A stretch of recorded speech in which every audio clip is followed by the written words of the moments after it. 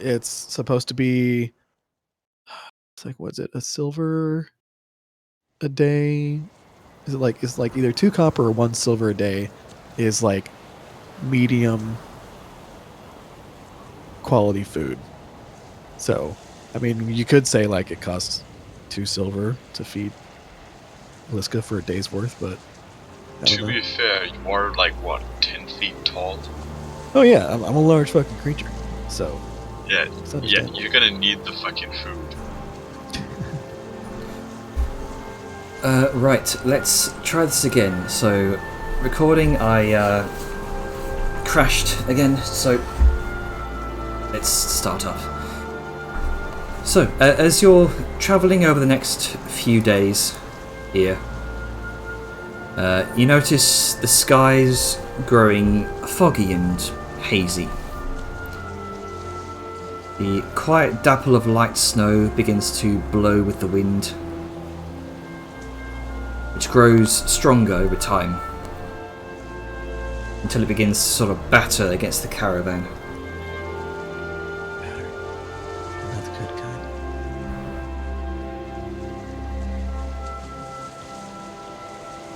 Well, at least it's not a blizzard. Don't say it. The temperature seems to further drop as night turns into day, day turns into night. There's no signs of the winds letting up. Well, at some point when we stop, probably gonna like try and reinforce the wagon. Mm-hmm. Like make sure the doors bolted on right, and if there's any, I don't know if there are windows. I don't think there were. But basically, so there's the less that's gonna get caught by the wind and ripped off, the better. Mm-hmm. And batten down the hatches. Yep. Yeah, just make sure he's covered up so he's not like fucking wind chilled to death. Yeah, and normally here I would ask for Constitution saving throws, but as you all got like some sort of protection against the freezing weather, I'll forego that. Yeah, Liska's just like basking in the like it reminds me of home. Yep. Yep. It's the only one that might struggle as Van, but she's got a new coat and she's inside, so You hear Arngrim kind of calling out from somewhere within the tank. Got frost build up around the joints here. Might have to think about stopping sometime soon. Do what you have to. I'm sure we'll be okay. You would attack travelers on the road, right? Yeah, it looks Sarah like just looks to Liska and then looks to the giant tank, and then back to Liska. Yeah, it looks like you might have to wait out this snowstorm for the meantime. This would unfortunately lose you about a day's worth of travel as a result. I mean, that'll be safe. Yeah. We have a tank. You have a tank. We do have a tank. Just wait until I build mine. You're gonna have to find a place to probably camp for them soon. But when morning comes, you might have to end up kind of scraping away the building, the sort of the build-up of ice that's formed around the wheels and vital areas of the caravan and steam hammer.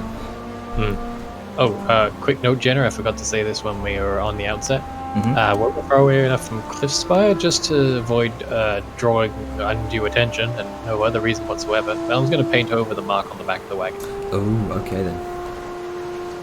Because with them being a bigger thing, there might be people who don't take kindly to that. All right. But just to be clear, he did buy a colour of paint that matched the wagon. It isn't just like a big splotch of fucking green or some shit. Yeah. It'd be hilarious though. So, sure it would be, but it's not that stupid. as afternoon comes, thinking about stopping soon. Thankfully, the cold weather hasn't completely bricked the steam hammer, as Arngrim designed it to hunker down and endure minimal damage from such snowstorms as these. Tanks weathered the worst of it. Nothing a day's worth of maintenance can't fix. Yeah, it's less about anything being damaged and more about things being frozen in place. Yep. And as you gradually begin to slow down, you see what looks like on the horizon some sort of structure. It's difficult to tell from this distance what it is, but it appears large, circular, about. I probably estimate it to be around maybe like 60 feet in diameter. Large, a series of 8 large stone slabs kind of jutted into the ground. Each of them about 10 feet wide, about 15 feet tall, maybe about Stonehenge. maybe like about 3 feet thick. And it does indeed look like some sort of stone cairn.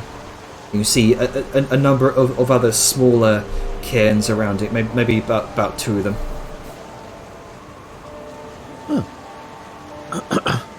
And this is while we're thinking about slowing down. Like Liska's gonna point out and just be like, "That looks like that might offer some respite from the storm. Do we want to stop there for the night?"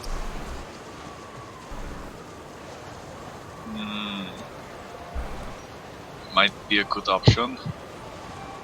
Well, as long as we don't find anything nasty in there.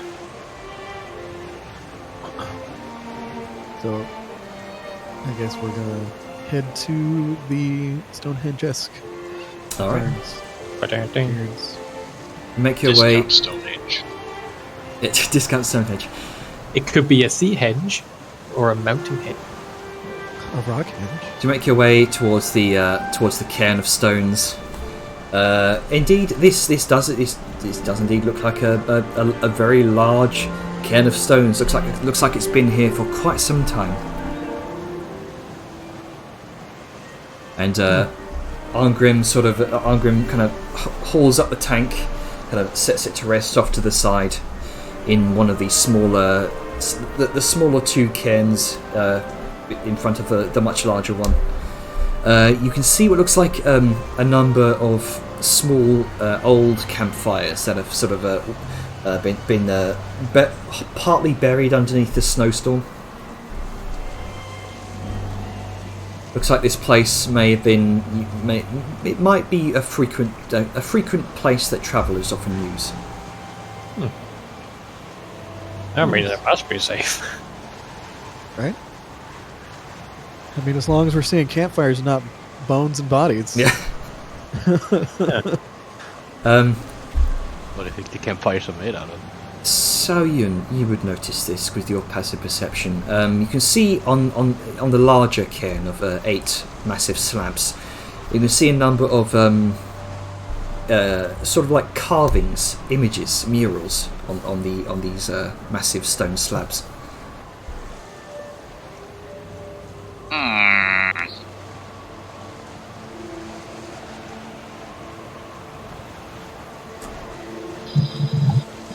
What does my orcish eyes see? Strangely, it's strange. They each of these, all but one of the stones you can see looks like stylistic depictions of creatures, various animals of sorts. You can see on one of them appears to be a bear with 3 cubs. Another one appears to depict a soaring eagle. A third one, a snow leopard. Another one, some sort of alpha wolf leading 3 other wolves. Looks like a charging bison on another one. Another one depicts an owl perching on a branch. And another one appears to be a raven cloaked in its own feathers. All these having, very sort of crude kind of stylistic depictions.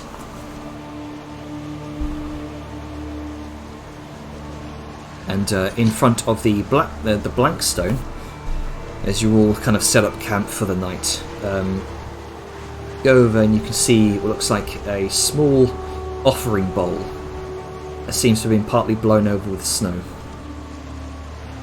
And there seems to be a few items inside of the bowl. It's difficult to see from this angle, though.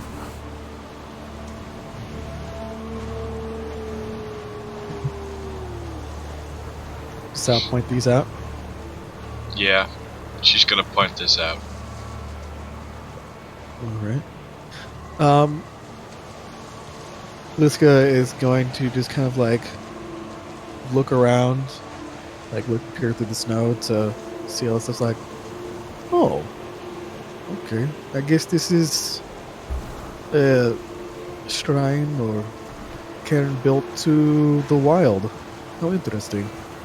I wouldn't think that they'd reach this far. So do we leave like food or money? What's the deal here? Well, they're spirits of the wild. I do not think they would have need of money, but food, material goods, like maybe leathers, bones. I think food probably would be best.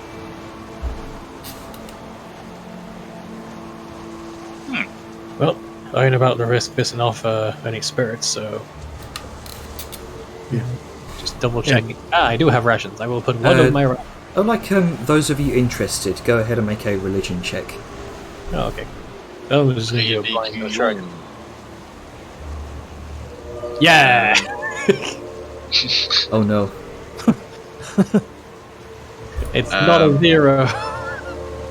Yeah. Here. I'm curious. Yeah. 19. Look at the big brain on this guy. Yeah, let's roll with 0 boy. mod. Well, I mean, Liska, you Yeah. would already know this. Yeah, I was gonna say like because Liska and Magda talk a lot. You know what these are. These spirits are saying. This is clearly a shrine to the pantheon of the wild. They are 7 mysterious spirit guides within the wilderness that they don't necessarily represent broad-minded concepts of like a war in nature as most deities do, but instead they embody complex vices and virtues. They're not worshipped in the traditional sense of the word, but rather revered. And they've always been around to guide hunters, druids, shamans, and wanderers alike.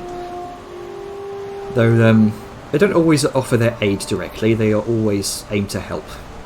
If their aid is not needed, then call for help is not always answered.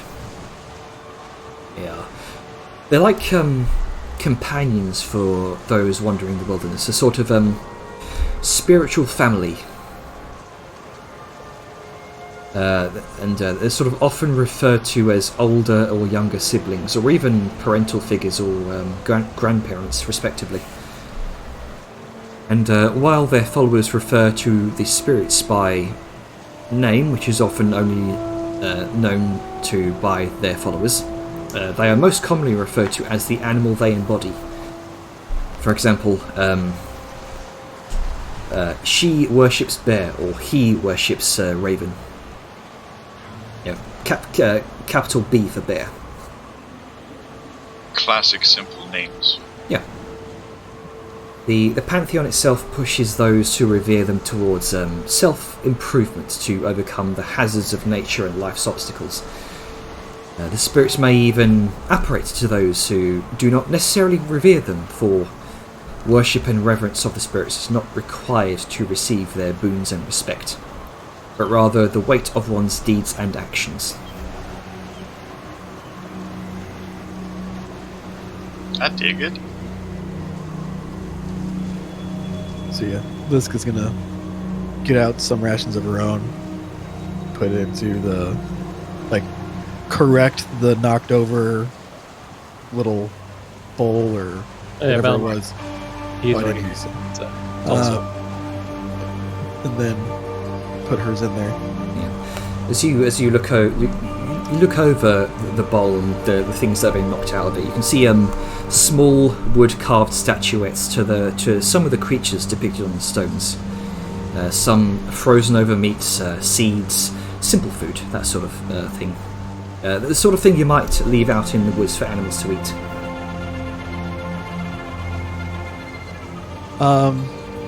Liska specifically is going to get some meat rations, put it in, and say a small little thing to Boar, the bear. Ah, okay. The bear. Ah, yes, board the burr. What does Boar the bear. what does Board the burr.